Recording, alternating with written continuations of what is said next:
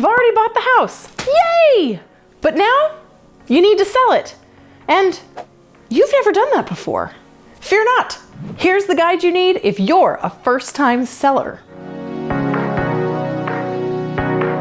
If it's time to sell your property, the first thing to do is to contact an agent. If you had a great agent when you bought your home, start there. If you didn't, or perhaps that agent is no longer in the business, then you can start by asking family and friends who they've had good experiences with. Or you can do a search. Google reviews are a great way to find an awesome agent. Then, set up a meeting. You may have one agent in mind, or you may decide to interview several. Both are very common and completely fine. In the initial meeting, the agent or agents should walk you through their marketing plan, what you need to do to prep your house for selling, like painting, landscaping, repairs, how they plan to get your home sold for the best price in your timeline. And they should also be including a net sheet, which shows you how much money you stand to walk away with after the sale of the home, once you factor in paying off your mortgage, closing costs, and professional fees like attorneys and realtor commissions. Once you choose your agent, they're going to have listing paperwork for you to sign. Every area is different, but it should detail the price that you wish to list it for, when it will list on the market, what amount you're paying the brokers involved, both your listing agent and the buyer's broker, which varies from agent to agent and place to place. And what type of marketing? Like, for instance, if you're going to allow them to post photos on the internet. Oftentimes, you'll sign the paperwork, but the home is not ready to go on the market yet. That's also where your agent comes in. They should be able to tell you what needs to be done: painted, fixed, moved, updated, and who to hire if you need help. Once your property is ready, it's time for photos. And please, please tell me that your realtor is using a professional photographer. With the exception of your next door neighbor who might see the sign first, everybody else is going to see your home on the internet, their phone, their tablet, or computer. Make sure that the photos are amazing, but also make sure they're accurate. Nobody likes a photo with a fisheye lens that makes your closet look like it's 20 feet long, because when the buyer arrives at the house, they're gonna feel like they were bait and switched. Once your property goes live, a sign usually goes up and a lockbox goes on the door, or however you and your realtor have arranged it. You and your agent will discuss the best instructions on how to set up an appointment for showing your property. Words of advice from somebody who's listed lots of houses. Make access as easy as possible. Keep your home neat and tidy for showings. Leave. It's so awkward showing a house when the seller is present. Open houses are another great tool, so try to give your agent access to be able to do that. More eyeballs on your home mean more offers, which means better terms at the end of the day. Market conditions vary, so stay in communication with your agent on what the average time is in your area for a house to go under contract. It could be 3 weeks, it could be 3 months, or more or less. Every area is different in every season. The market is constantly moving. When you do get offers, your realtor is going to go over them with you. You can accept, reject, or counter them, which is to go back with changes. After you accept an offer, the buyer is going to get to work with inspections, loan paperwork, appraisals, and insurance.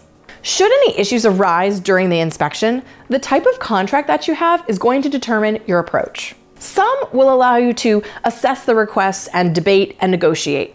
Others are predetermined when you initially negotiate the contract. You're going to have some discussions about this with your agent. If the things that the buyer is asking for are reasonable or something that any buyer would ask for, like a broken window or a leak in the bathroom, I recommend repairing those issues. But if the buyer is asking for things that are completely unreasonable, you don't necessarily have to do them. Repairs can be completed prior to closing, or you can offer the buyer a credit at closing or reduce the purchase price of the house. All of it can be negotiated, and it depends on the terms of your contract. Once you get through the repairs, the next big step, if you have a buyer who's getting financing, is the appraisal. This is where the bank sends out an appraiser to do a valuation on the home to determine if the price that you and the buyer have agreed upon is acceptable. If the appraisal comes in at or above the purchase price, then there's not much for you to do other than to celebrate and move closer to closing. If this happens, just know that you're not going to know the exact number of the appraisal amount. The buyer paid for the appraisal, so they own it. All you're going to get is a thumbs up that the value is good. If the appraisal value comes in lower than the agreed upon purchase price, you're going to be hearing from that buyer's agent. Depending upon your contract, one of a few things is going to happen. If the value is low, say you've agreed upon a purchase price of $380 and the appraisal comes in at $370, you've got a $10,000 gap that you've got to figure out. The first option is that you can lower the purchase price to $370 to the appraised amount. The second thing is you can have the buyer bring that extra $10K to closing. The third option is to meet in the middle. You reduce a little and they bring extra money to the table. Or the fourth thing is that the buyer may cancel. And depending upon the terms of your contract, they might walk away with the deposit or it might be forfeited to you. After the appraisal is sorted out, then it's a waiting game for final loan approval for the buyer. This might also be the time when the buyer is getting their survey done. Although if you have the survey from when you purchased the home and can provide it at the beginning of the contract, it's a huge time saver.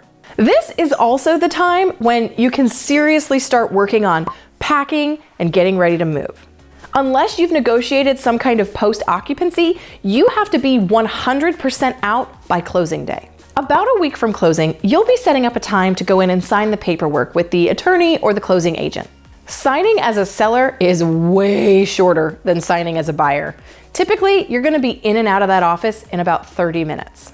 I often recommend to have my sellers pre-sign because then it's a time saver for you and you don't have to sit through the entire buyer process, which you know is a lot longer. Before the closing, the buyers are going to do a final walkthrough. And this is to make sure that their new home is in acceptable condition. Appliances working and present, and no new major issues. You also want to be sure to leave behind keys, garage door openers, mailbox keys, pool fobs, gate codes, any useful information or items that the buyer is going to need for the house. Just put it in a kitchen drawer. If all is well, the buyers will head to closing. They'll sign all their paperwork, and once everything is reviewed and funded, congrats! The house is closed and ownership has officially changed hands to the new buyer. When selling a home, I find the hardest part is the prep. It's done up front to get your property ready, whereas the buyer's work is done once they're under contract. But it's all part of the process, and here's hoping that this gives you a clearer view as you move on to greener pastures. And the process gets easier every time. So if you're selling a house to go buy another one, you're gonna feel a little bit more familiar. And since you were smart enough to buy a property first, you're gonna have a nice chunk of change to use on that next property. I'm Lindsey Johnson, your resource for all things real estate. See you next time.